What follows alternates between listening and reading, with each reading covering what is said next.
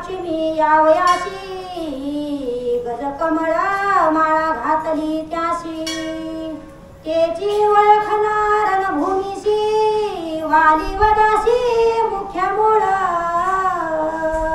भगवान की जय पवन सूत हनुमान महाराज की जय शांती ब्रह्म एकनाथ महाराज की जय सर्व ऐकणारे भाविक ज्ञानवंत गुणवंत पुण्यवंत या सर्वांच्या चरणी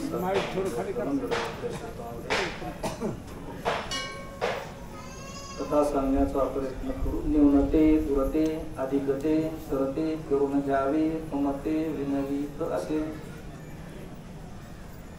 विषय व्याळी मिठी दिदर्या नुकेताची एकमतिया कृपादृष्टी निर्विष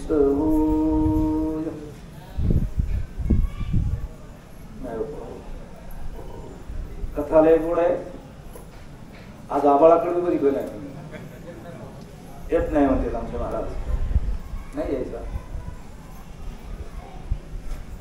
सांगू का कालच्या आठ्यापासून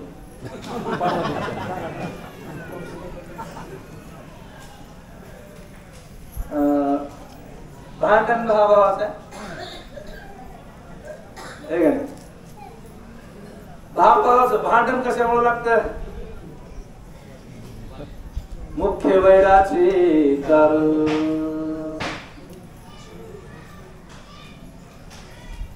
दारा पुत्र अतवाद हे महाराज खरी दुश्मनी दोन गोष्टीमुळे लागते एक माता माऊलीमुळं दुसरी धनामुळं याच्यापेक्षा मोठी दुश्मनी जगात तुमची नाही तुम्ही सगळ्यांनी ऐकले एका ताटात जेवत होते कोण वाले सुग्रीव एका ताटात जेवता जेवता भांडण लागले बघा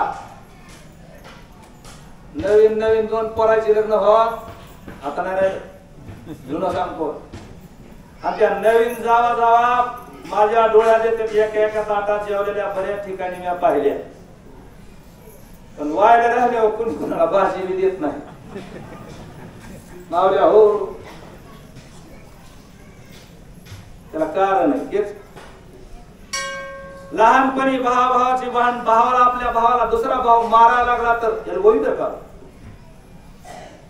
बालपणी जर आपल्या भावाबरोबर दुसरा भाव भांडण करायला लागला तर हे भाऊ त्याच्यासाठी जीव द्यायला तयार असते त्या समोरच्याला मारून मोकळा होत आहे पण ज्यावेळेस धन वाटायचा काही नाही तो धन किती बी प्रेम करणारे भाव असले आणि धन वाटताना कान पोच कुठं झालं की पुन्हा हे त्याचं तोंड बघत नाही ते म्हणते मिळाला तरी ह्याच्या मातीला जायचं नाही आणि पुन्हा फोडणी देणाऱ्या मावल्या हुशार पाहिजे नशिबानं तशी मावली बायको मिळते माणसाला नशिबाने मिळते आणि तशी जर मावली घरात आली का पुन्हा तर वा आणि बोलायचंच नाही बरं आता इथे चूक कुणाची आहे मला सांगायचंय कुणी कुणीकडे आलो मी चूक वालीची का सुग्रीवाची आहे काय का नाही चूक दोघाची मूळ मुद्द्यावर या समजा वाली मेला होता याच्यामध्ये सुग्रीवाच्या मध्ये वाली मेला होता म्हणून का त्याची बायको घरात घ्यायचा न्याय होता का सुग्रीवाचा त्याने आई बहीण म्हणून थोडी भाऊ जर सांभाळायला पाहिजे होती का बायको करून घ्यायला पाहिजे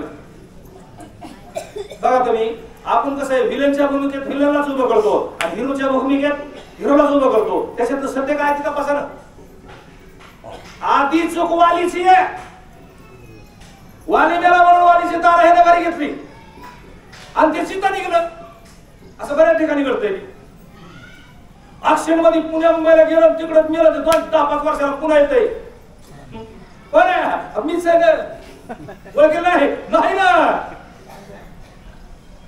असं होतंय मग तसं झालंय पुन्हा बऱ्याच दिवसानं आलं किती वर्षानं आलं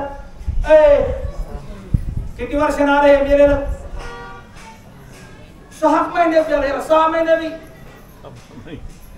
बघा ना 6 महिने आल्यावर ते आधी आल्या दारात रडलं कुणासाठी रडलं नांदे महाराजाच्या काय मला कथा भावासाठी लढलं का नाही? अरा एवढा मोठा विजय केला पण माझा भाऊ गेला म्हणला. मग रडत बसलं. कोणीतरी एक जण माझ्यासारखं गेलं. असली लोक लयच आपली त्याला काय म्हणतात लोक राईट. ताटातलं फटा बसतो, ताटातलं फटा बसतो. गरम झालं की त्याचा वापर करते. ही लोक पटकन गरमात गरम टाकते. एक जण माझ्यासारखं गेलं. मला रडाय काय झालं? मला भाऊ मेला, भाऊ मेला. अरे तुझी बायको बायको करून राजा झाला. गुदगुल्या झाल्या असत्या होत्या का?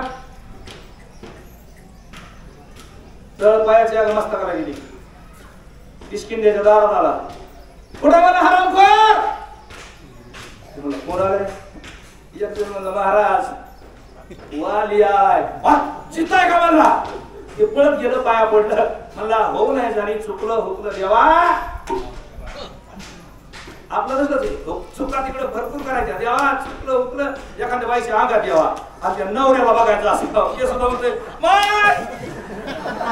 चुकलं चुकलं झाला त्याला देऊ.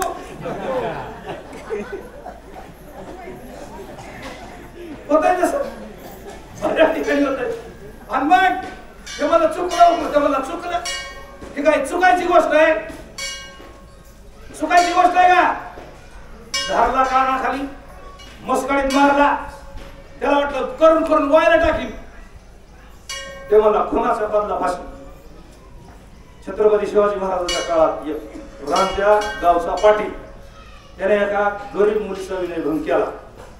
महाराज म्हणले त्याला वाटलं आपला पाव नाही, आपण एका गरीबाच्या हलक्या जातीच्या लोकांवर अन्याय केलाय, ते कशाला काय करेन. महाराज म्हणले हातपाय तोडा. तोडे का नाही? त्याला शासन म्हणते. वाली मला सुटी नाही, काय करायचं? माझी बायको ठेवून घेतली का नाही? म्हणलं हो. आता तुझी बायको माझ्यावर हो देशाच्या बाहेर. त्याला एक जगायला जागा होती ऋषिमुख पर्वत, तिथं त्याला जाता येत नव्हतं. तिथं जाऊन राहिलं. रामाच्या जीवावर युद्ध आलं त्याला तिकडे येऊन. आणि लोक दुसऱ्याच्या जीवावर, आईच्या जीवावर बस लय वेळ सांगत नाही. आणि दुसऱ्याच्या जीवावर युद्धाला आलं. चळक महाराज माझ्याकडे काय बघता, भरपूर मार खाल्ला. आणि मार खाल्ल्यावर म्हणलं अरे आतापासून दुसऱ्याच्या जीवावर कुठलं काम करू नाही. पण हे रडत बसलं तिथं समजणार आलं. मला रडायला काय झालं? मला तो आता फुकट लावली. तू यामुळे गेलो हे तोंड बघ कसं झालं सरळ सरळ सरळ. ते म्हणले मग काय झालं? माझ्याकडून चुकलं.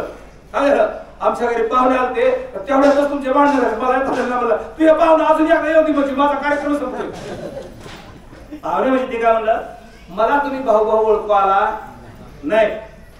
आता हे नाही ओळखू येणार गिराईक होतं का? मला कोणीतरी सांगितलं बघा, चतुरा तो ज्यानं तयार केली ही यंत्रणा, ज्यानं काय बघा कोणी तुम्हाला आवळे जावळे मुलं, आवळे जावळे मुलं अख्ख्या गावाला ओळखू यायचं नाही. पण जन्म दिलेल्या माईला येणार नाही. ती बरोबर सांगते हसा करा म्हणजे हातू करा माई. आपल्याला वेळ लागणार नाही. मग जन्म कोणी घातला होता ह्यांचा? देवानं. करशील तरी नये काही राईचा डोंगर पर्वत राई. ते मला ओळखू झालं नाही. मला ओळखू येईल तुला. चौघाने उचलल्या घाबरायची गरज नाही मला, मी आहे. ते मला तुझ्यावर विश्वास राहिला नाही. ते मला विश्वास नाही का? अजून एक चमत्कार दाखव का? ते मला दाखव. सगळ्या अंगातून रक्त वाहते, सगळ्या जखमा झाल्या, तिकडं तिकडं असं घाण झाले. रामानं नुसता डोक्यावर हात ठेवला. पुढं मस्तकी तो जार